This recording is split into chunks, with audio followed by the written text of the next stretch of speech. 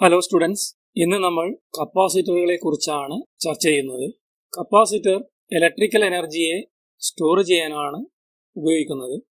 അതിൽ നമുക്ക് charge store ചെയ്യാം. ഇലക്ട്രിക് ചാർജ് സ്റ്റോർ ചെയ്യുന്നതിനോടൊപ്പം അതിനകത്ത് ഇലക്ട്രിക്കൽ എനർജി ഇലക്ട്രിക് ഫീൽഡിന്റെ രൂപത്തിൽ സ്റ്റോർ ചെയ്യപ്പെടുന്നു. കപ്പാസിറ്റൻസിന്റെ യൂണിറ്റ് ഫാരഡ് ആണ്. നമ്മൾ ക്യാപിറ്റൽ എഫ് കൊണ്ടാണ് അത് കാണിക്കുന്നത്. സാധാരണയായി കപ്പാസിറ്ററുകളുടെ കപ്പാസിറ്റൻസ് മൈക്രോ ഫാരഡിന്റെ റേഞ്ചിലായിരിക്കും. അതിൽ കൂടിയ വാല്യുള്ള കപ്പാസിറ്ററുകളും അതിനേക്കാളും കുറഞ്ഞ വാല്യുള്ള കപ്പാസിറ്ററുകളും ഉണ്ട്. എന്നാൽ കൂടുതലായും കപ്പാസിറ്ററുകളുടെ കപ്പാസിറ്റൻസ് മൈക്രോ ഫാരഡ് റേഞ്ചിലാണ്.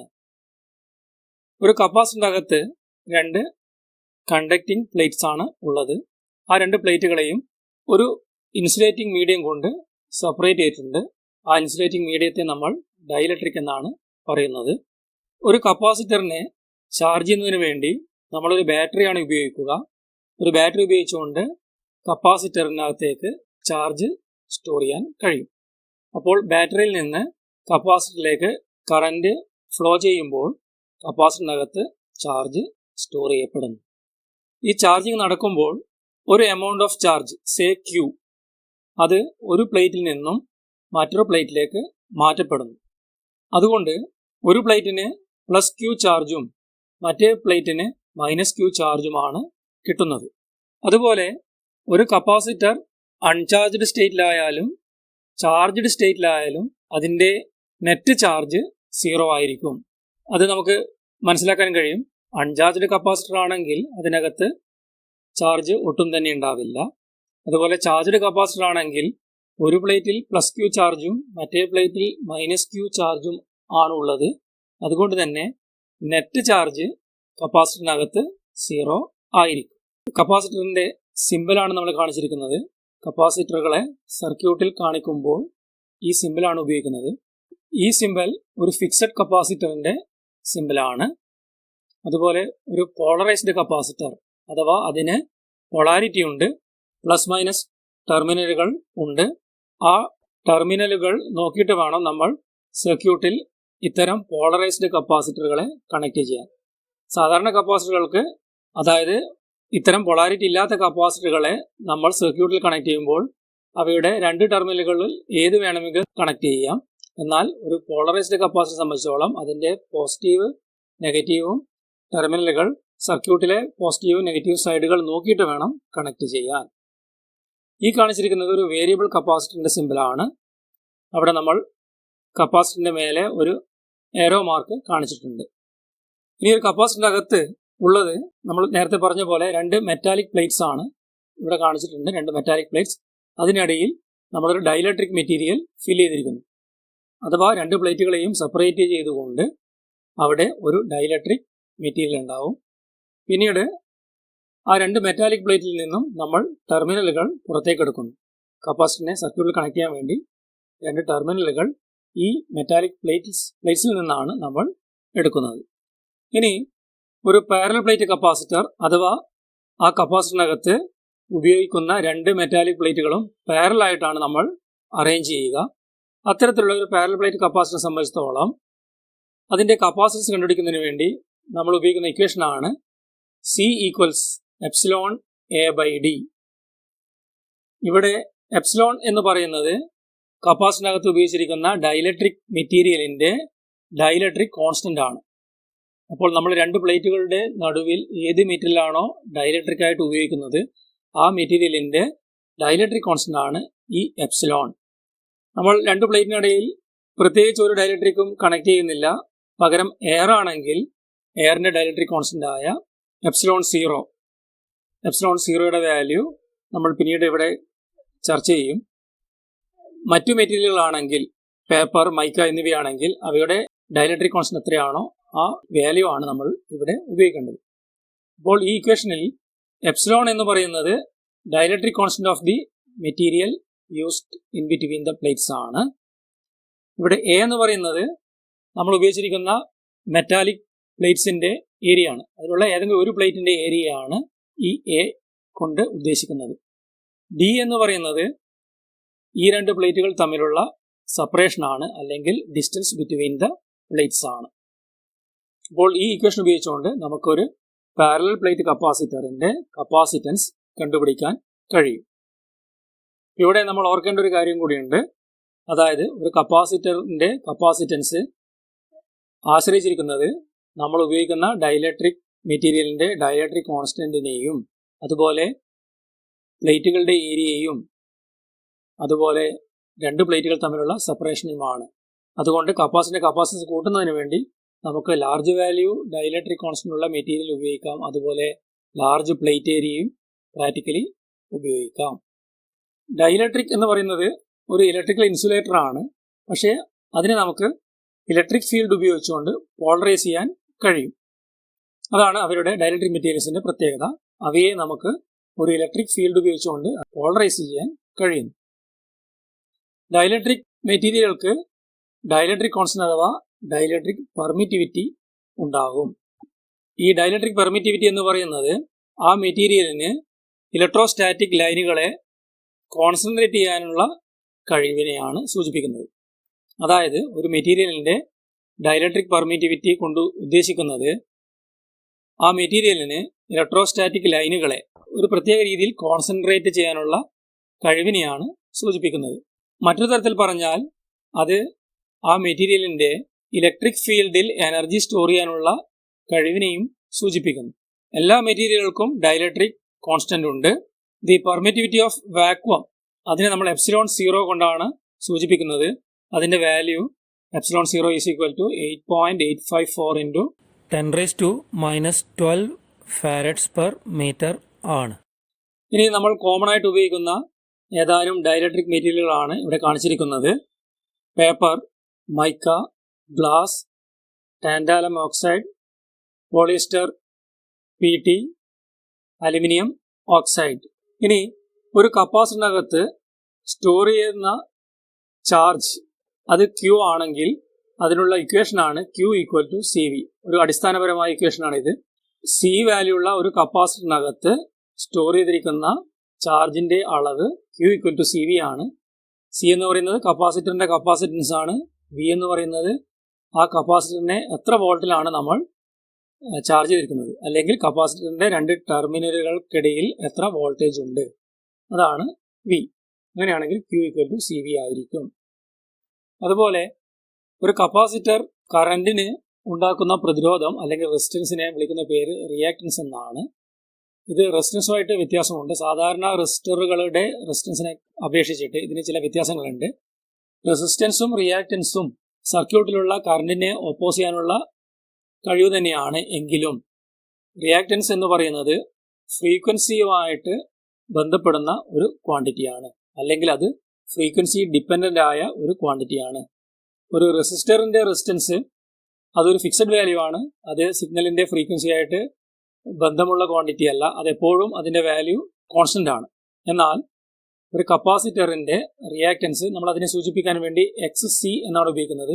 X എന്നത് റിയാക്ടൻസിന്റെ സിമ്പിളാണ്. C എന്ന് ഉപയോഗിച്ചിരിക്കുന്നത് അത് കപ്പാസിറ്റൻസിന്റെ റിയാക്ടൻസ് ആണ് എന്ന് കാണിക്കാനാണ്. അപ്പോൾ കപ്പാസിറ്റീവ് റിയാക്ടൻസ് XCയുടെ ഇക്വേഷൻ നമ്മളിവിടെ കൊടുത്തിരിക്കുന്നു. XC equal to 1/ωc. Omega എന്ന് പറയുന്നത് 2πf ആണ്. ഈ F എന്ന് പറയുന്നതാണ് സിഗ്നലിന്റെ frequency. So reactance of a capacitor XC equal to 1/2πfc ആണ്. അപ്പോൾ നമുക്കിവിടെ കാണാം ഈ XCയുടെ വാല്യൂ സിഗ്നലിന്റെ ഫ്രീക്വൻസിയുമായിട്ട് ബന്ധപ്പെട്ടിരിക്കുന്നു. F കൂടുന്നതനുസരിച്ചിട്ട് കപ്പാസിറ്ററിന്റെ റിയാക്ടൻസ് കുറയുന്നു. സോ ലാർജ് ഫ്രീക്വൻസി സിഗ്നലുകൾക്ക് കപ്പാസിറ്ററിന്റെ റിയാക്ടൻസ് വളരെ കുറവായിരിക്കും. അതുപോലെ വെരി സ്മോൾ ഫ്രീക്വൻസി സിഗ്നലുകൾക്ക് കപ്പാസിറ്ററിന്റെ റിയാക്ടൻസ് ലാർജ് ആയിരിക്കും. നമുക്കിവിടെ കാണാം reactance of a capacitor to a DC signal. ഒരു DC സിഗ്നൽ കപ്പാസിറ്ററിലൂടെ കടന്നു പോകുമ്പോൾ കപ്പാസിറ്റർ ഉണ്ടാക്കുന്ന റിയാക്ടൻസ് അഥവാ റെസിസ്റ്റൻസ് എത്രയാണെന്ന് നമുക്ക് നോക്കാം. നമുക്കറിയാം ഒരു DC സിഗ്നലിന്റെ ഫ്രീക്വൻസി 0 ആണ്. അങ്ങനെയാണെങ്കിൽ ഈ ഇക്വേഷനിൽ Fന് പകരം നമ്മൾ 0 സബ്സ്റ്റിറ്റ്യൂട്ട് ചെയ്യുകയാണെങ്കിൽ നമുക്ക് capacitive reactance 1/2π into 0 into C അഥവാ അത് 1/0 അല്ലെങ്കിൽ ഇൻഫിനിറ്റി എന്ന് കിട്ടും. മറ്റൊരു തരത്തിൽ പറഞ്ഞാൽ ഒരു കപ്പാസിറ്റർ DC സിഗ്നലിന് ഇൻഫിനിറ്റി റിയാക്ടൻസ് ആണ് ഉണ്ടാക്കുന്നത്, അഥവാ അതിലൂടെ കറന്റ് കടന്നു പോകില്ല. അതായത് ഒരു കപ്പാസിറ്ററിനകത്തുകൂടി DC സിഗ്നൽ കടന്നു പോകില്ല. ഇനി AC സിഗ്നൽ സംബന്ധിച്ചിടത്തോളം അതിന്റെ ഫ്രീക്വൻസിയുമായി ബന്ധപ്പെട്ടിട്ടാണ് കപ്പാസിറ്ററിന്റെ റിയാക്ടൻസ്. നമ്മൾ നേരത്തെ പറഞ്ഞു, ഫ്രീക്വൻസി കൂടുന്നതനുസരിച്ചിട്ട് കപ്പാസിറ്ററിന്റെ റിയാക്ടൻസ് കുറയും. ഇനി ചില ഫിക്സഡ് വാല്യൂ കപ്പാസിറ്ററുകളെ കുറിച്ചാണ് നമ്മൾ കാണാൻ പോകുന്നത്. ഫിക്സഡ് വാല്യൂ എന്ന് പറയുന്നത് ആ കപ്പാസിറ്ററിന്റെ കപ്പാസിറ്റൻസ് പിന്നീട് നമുക്ക് മാറ്റാൻ കഴിയുകയില്ല. അത്തരം ചില കപ്പാസിറ്ററുകളെ കുറിച്ചാണ് നമ്മൾ ഇനി ചർച്ച ചെയ്യുന്നത്. അതിലൊന്നാമത്തത് മൈക്ക കപ്പാസിറ്റർ ആണ്. ഇവിടെ നമുക്ക് കാണാം, ഇവിടെ പ്ലേറ്റിന്റെ ഏരിയ കൂട്ടുന്നതിന് വേണ്ടി നമ്മൾ പല തട്ടുകളിലായിട്ട് ഒരു പ്ലേറ്റിനെ വെച്ചിരിക്കുന്നു. അതുപോലെ ഇവിടെ കാണിച്ചിരിക്കുന്ന ഈ ഭാഗം, ഈ 3 പ്ലേറ്റുകൾ എല്ലാം ചേർന്ന് ഒറ്റ മെറ്റാലിക് പ്ലേറ്റ് ആയിട്ടാണ് കപ്പാസിറ്ററിൽ എടുക്കുന്നത്. അതുപോലെ രണ്ടാമത്തെ പ്ലേറ്റ് ഇവിടെ നമുക്ക് കാണാം, ഈ രണ്ടാമത്തെ ഭാഗത്തേക്ക് കാണാം. അതിനിടയിൽ നമ്മൾ മൈക്ക ഡൈലക്ട്രിക് ആയിട്ട് ഉപയോഗിച്ചിരിക്കുന്നു. അതിനെ നമ്മൾ ഒരു കണ്ടെയ്നറിലകത്ത് വെച്ച് കഴിഞ്ഞാൽ നമുക്ക് ഇത്തരത്തിൽ ഒരു മൈക്ക കപ്പാസിറ്റർ കിട്ടും. അപ്പോൾ അലുമിനിയം ഫോയിൽ ഉപയോഗിച്ചിട്ടാണ് നമ്മൾ മെറ്റാലിക് പ്ലേറ്റ്സ് ഉണ്ടാക്കിയിരിക്കുന്നത്. അതിനിടയിൽ നമ്മൾ മൈക്ക ഡൈലക്ട്രിക് ആയിട്ട് ഉപയോഗിച്ചിരിക്കുന്നു. ഇനി മറ്റൊരു ടൈപ്പ് കപ്പാസിറ്റർ സെറാമിക് കപ്പാസിറ്റർ ആണ്. ഇവിടെ നമ്മൾ സെറാമിക് ഡിസ്കാണ് ഉപയോഗിക്കുന്നത്. ആ ഡിസ്കിന്റെ രണ്ടു ഭാഗത്തും കോപ്പറോ അല്ലെങ്കിൽ സിൽവറോ മെറ്റൽസ് കോട്ട് ചെയ്യുന്നു. അതായത് ഒരു സെറാമിക് ഡിസ്കിന്റെ രണ്ട് ഭാഗത്തും നമ്മൾ കോപ്പറിന്റെയോ സിൽവറിന്റെയോ കോട്ടിംഗ് ഉണ്ടാക്കുന്നു. ഈ കോട്ടിങ്ങുകളാണ് രണ്ട് പ്ലേറ്റ് ആയിട്ട് മാറുന്നത്. അതുപോലെ ഈ സെറാമിക് ഡിസ്ക് ഡൈലക്ട്രിക് മെറ്റീരിയലായിട്ടും ആക്ട് ചെയ്യുന്നു. അപ്പോൾ ആ സെറാമിക് ഡിസ്കിന്റെ രണ്ട് ഭാഗത്തും ഉണ്ടാക്കിയിരിക്കുന്ന കോട്ടിങ്ങുകൾ രണ്ട് മെറ്റാലിക് പ്ലേറ്റ് എന്ന രീതിയിലും സെറാമിക് ഡിസ്ക് കപ്പാസിറ്ററിന്റെ ഡൈലക്ട്രിക് മെറ്റീരിയലായിട്ടും മാറുന്നു. അതിനുശേഷം നമ്മൾ രണ്ട് വയർ ലീഡുകൾ പുറത്തേക്ക് എടുക്കുന്നു. അതുപോലെ അതിനെ ഒരു പ്ലാസ്റ്റിക് കോട്ടിംഗ് കൊണ്ട് പ്രൊട്ടക്ട് ചെയ്യുന്നു. ഇത്തരത്തിലാണ് നമുക്കൊരു സെറാമിക് കപ്പാസിറ്റർ ലഭിക്കുന്നത്. ഇനി പേപ്പർ കപ്പാസിറ്റർ ആണ്. ഇവിടെ പേപ്പർ കപ്പാസിറ്ററിൽ രണ്ട് മെറ്റാലിക് പ്ലേറ്റുകൾ നമ്മൾ എടുക്കുന്നു. എന്നിട്ട് ഡൈലക്ട്രിക് മെറ്റീരിയലായി പേപ്പർ ഉപയോഗിക്കുന്നു. ഇവിടെ നമുക്ക് കാണാം, രണ്ട് മെറ്റാലിക് പ്ലേറ്റുകൾ എടുത്തിട്ട് അതിനിടയിൽ നമ്മൾ പേപ്പർ വെച്ചിരിക്കുന്നു. മെറ്റാലിക് പ്ലേറ്റുകൾ അലുമിനിയം ഫോയിലാണ്, അല്ലെങ്കിൽ ഏതെങ്കിലും മെറ്റലിന്റെ ഒരു ഫോയിലാണ്. അതിനിടയിൽ നമ്മൾ പേപ്പർ വെക്കുന്നു. എന്നിട്ട് അതിനെ നമ്മൾ റോൾ ചെയ്ത് ഒരു സിലിണ്ടറിക്കൽ ഷേപ്പിലേക്ക് മാറ്റുന്നു. അങ്ങനെ ആകുമ്പോൾ നമുക്ക് ചെറിയ വോളിയത്തിനകത്ത് കൂടുതൽ പ്ലേറ്റ് ഏരിയ ഉണ്ടാക്കിയെടുക്കാൻ കഴിയും. അപ്പോൾ നമുക്കറിയാം, പ്ലേറ്റ് ഏരിയ കൂടുന്നതനുസരിച്ചിട്ട് കപ്പാസിറ്ററിന്റെ കപ്പാസിറ്റൻസ് കൂടും. അതുകൊണ്ട് ഇത്തരത്തിൽ മെറ്റൽ ഫോയിൽസ് ഉപയോഗിച്ചിട്ട് അതിനെ റോൾ ചെയ്ത് ഒരു സിലിണ്ടറിക്കൽ ഷേപ്പിലേക്ക് മാറ്റിക്കഴിഞ്ഞാൽ നമുക്ക് വളരെ ചെറിയ വോളിയത്തിനകത്ത് ലാർജ് പ്ലേറ്റ് ഏരിയ ഉണ്ടാക്കാനും അതുവഴി ലാർജ് വാല്യൂ കപ്പാസിറ്റർ നിർമ്മിക്കാനും കഴിയും. ഇനി ഇലക്ട്രോലൈറ്റിക് കപ്പാസിറ്റർ ആണ്. ഇവിടെ നമ്മളൊരു ഇലക്ട്രോലൈറ്റ് ഉപയോഗിക്കുന്നത് കൊണ്ടാണ് ഇതിനെ ഇലക്ട്രോലൈറ്റിക് കപ്പാസിറ്റർ എന്ന് വിളിക്കുന്നത്. ഇവിടെ ഒരു അലുമിനിയം ഫോയിൽ എടുത്തിട്ട് അതിന്റെ ഒരു ഭാഗത്ത് അലുമിനിയം ഓക്സൈഡ് ഫിലിം ഉണ്ടാക്കുന്നു. ഈ അലുമിനിയം പ്ലേറ്റ് കപ്പാസിറ്ററിന്റെ പോസിറ്റീവ് പ്ലേറ്റ് ആയിട്ട് ആക്ട് ചെയ്യുന്നു. അതുപോലെ അതിന്റെ മറ്റേ ഭാഗത്തുള്ള അലുമിനിയം ഓക്സൈഡ് ഡൈലക്ട്രിക് ആയിട്ടും മാറുന്നു. ഈ ഓക്സൈഡുള്ള ഭാഗത്ത് ഒരു ഇലക്ട്രോലൈറ്റിൽ മുക്കിയെടുത്ത, പരമാവധി മുക്കി സാച്ചുറേറ്റ് ചെയ്യുന്ന രീതിയിൽ ഒരു പേപ്പർ മുക്കിയെടുത്ത് അതിനോട് ചേർത്ത് വെക്കുന്നു. ഈ ഇലക്ട്രോലൈറ്റ് ആണ്, അതായത് പേപ്പറിൽ നമ്മൾ സോക്ക് ചെയ്തിരിക്കുന്ന ഇലക്ട്രോലൈറ്റ് ആണ് കപ്പാസിറ്ററിന്റെ നെഗറ്റീവ് പ്ലേറ്റ് ആയിട്ട് മാറുന്നത്. അപ്പോൾ ഒന്നുകൂടെ പറയുകയാണ്, നമ്മളൊരു അലുമിനിയം ഫോയിൽ എടുത്തിട്ട് അതിന്റെ ഒരു ഭാഗത്ത് അലുമിനിയം ഓക്സൈഡ് ആണ് ഉണ്ടാക്കിയെടുത്തിട്ടുള്ളത്. ഒരു ഭാഗത്ത് അലുമിനിയം തന്നെ, മറ്റേ ഭാഗത്ത് അലുമിനിയം ഓക്സൈഡ് ആക്കിയിട്ടുണ്ട്. ആ ഓക്സൈഡ് ഉള്ള ഭാഗത്ത് നമ്മൾ ഒരു പേപ്പർ, ഇലക്ട്രോലൈറ്റിൽ നന്നായി മുക്കിയെടുത്ത ഒരു പേപ്പർ ചേർത്ത് വെച്ചിരിക്കുന്നു. അങ്ങനെയാണെങ്കിൽ അലുമിനിയം പ്ലേറ്റ് ആണ് ഇവിടെ കപ്പാസിറ്ററിന്റെ positive plate, aluminium oxide dielectric ആയിട്ടും ഇലക്ട്രോലൈറ്റ് നെഗറ്റീവ് പ്ലേറ്റ് ആയിട്ടും ആക്ട് ചെയ്യുന്നു. ഇനി മറ്റൊരു അലുമിനിയം ഫോയിൽ, അവിടെ അലുമിനിയം ഓക്സൈഡ് കോട്ടിംഗ് ഒന്നുമില്ല, ഒരു പ്ലെയിൻ അലുമിനിയം ഫോയിൽ ഉപയോഗിച്ചുകൊണ്ട് ഇലക്ട്രോലൈറ്റ് സോക്ക് ചെയ്ത പേപ്പറിനോട് കൂടെ ചേർത്ത് വെക്കുന്നു. അപ്പോൾ ഈ പ്ലേറ്റ് ഇലക്ട്രോലൈറ്റിൽ ടച്ച് ചെയ്തിട്ടാണ് നിൽക്കുന്നത്. അവിടെ നിന്ന് നമ്മൾ പുറത്തേക്കുള്ള ടെർമിനൽ എടുക്കുന്നു. ഒരു ഇലക്ട്രോലൈറ്റിക് കപ്പാസിറ്ററിനെ സംബന്ധിച്ചിടത്തോളം ഒരു അലുമിനിയം പ്ലേറ്റ് ആണ് അവിടെ പോസിറ്റീവ് പ്ലേറ്റ്, അതിൻ്റെ മറ്റേ ഭാഗത്തുള്ള അലുമിനിയം ഓക്സൈഡ് ലെയറാണ് ഡൈലക്ട്രിക്. ഇലക്ട്രോലൈറ്റ് ആണ് നെഗറ്റീവ് പ്ലേറ്റ് ആയിട്ട് ആക്ട് ചെയ്യുന്നത്. ഇനിയൊരു വേരിയബിൾ കപ്പാസിറ്ററിനെ കുറിച്ചാണ് നമ്മൾ കാണാൻ പോകുന്നത്. ഇവിടെ നമുക്ക് കാണാം ഒരു ഷാഫ്റ്റ് ഉണ്ട്. ആ ഷാഫ്റ്റിനോട് ചേർത്തിട്ട് കണക്ട് ചെയ്തുകൊണ്ട് ഏതാനും പ്ലേറ്റുകൾ വച്ചിട്ടുണ്ട്. ഈ പ്ലേറ്റുകൾ എല്ലാം തന്നെ പരസ്പരം കണക്റ്റഡ് ആണ്. അതുകൊണ്ട് അവയെല്ലാം ചേർന്നിട്ട് ഒറ്റ പ്ലേറ്റ് ആയിട്ടാണ് ആക്ട് ചെയ്യുക. പല ലെയറുകൾ കാണുന്നുണ്ടെങ്കിലും അവ കപ്പാസിറ്ററിന്റെ ഒരു പ്ലേറ്റ് ആയിട്ടാണ് ആക്ട് ചെയ്യുക. അപ്പോൾ ആ ഷാഫ്റ്റിനോട് ചേർന്നിരിക്കുന്ന ആ പ്ലേറ്റുകൾ റോട്ടർ പ്ലേറ്റ്സ് ആണ്. അവയെ നമുക്ക് മൂവ് ചെയ്യാം, റൊട്ടേറ്റ് ചെയ്യാം. പിന്നെ ഫിക്സഡ് ആയിരിക്കുന്ന കുറേ ലെയറുകൾ കാണാം. അവയെല്ലാവരും പരസ്പരം കണക്റ്റഡ് ആണ്. അവർ ചേർന്നുകൊണ്ട് കപ്പാസിറ്ററിന്റെ മറ്റേ പ്ലേറ്റ് ഫോം ചെയ്യുന്നു. ഇവിടെ ഫിക്സ് ചെയ്തിരിക്കുന്ന അല്ലെങ്കിൽ മൂവ് ചെയ്യാത്ത പ്ലേറ്റുകളെ നമ്മൾ സ്റ്റേറ്റർ പ്ലേറ്റ്സ് എന്ന് വിളിക്കുന്നു. ഇനി ഈ ഷാഫ്റ്റ് നമ്മൾ തിരിക്കുന്നതനുസരിച്ചിട്ട് ഈ റോട്ടർ പ്ലേറ്റ്സ് സ്റ്റേറ്റർ പ്ലേറ്റ്സിന്റെ ഇടയിൽ മൂവ് ചെയ്യുന്നു. അങ്ങനെ മൂവ് ചെയ്യുന്ന സമയത്ത് ഈ രണ്ട് പ്ലേറ്റുകളും തമ്മിൽ ഫോം ചെയ്യുന്ന കോമൺ ഏരിയ മാറുന്നു. അല്ലെങ്കിൽ ഈ സ്റ്റാറ്റർ പ്ലേറ്റുകളും റോട്ടർ പ്ലേറ്റുകളും തമ്മിൽ ഷെയർ ചെയ്യുന്ന കോമൺ ഏരിയ ആണ് മാറുന്നത്.